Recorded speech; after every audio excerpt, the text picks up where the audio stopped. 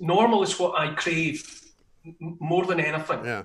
And the thought of life without returning to normal, I find completely unbearable. Mm. Um, and we have to have. I think we need to get back. I want to get back to uh, where we as people, as free citizens of a free state, are trusted to make our own decisions.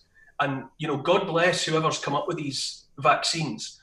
And we'll see how that rolls out. But that must be a choice of free people. And I would expect that people who hadn't been.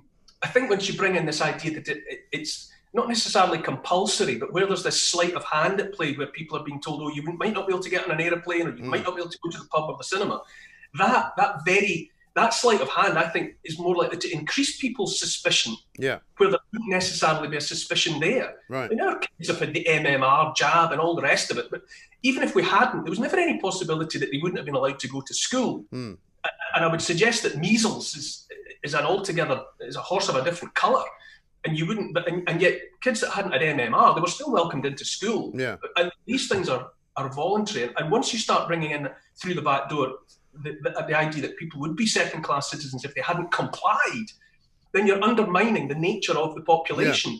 Yeah. And we are free people, who are capable of making educated decisions about ourselves, about our families, and that's all part of getting back to normal. And anything like compelling, coercive, compulsory behavior, rules and regulations, they undermine that. Our society that has functioned so well for so long is predicated upon the fact that we trust each other as free-thinking individuals to do the right thing. And if you start tinkering, and it's not tinkering to go for a fundamental change where rather than things being voluntary, they become compulsory, then you can bring the whole edifice down around your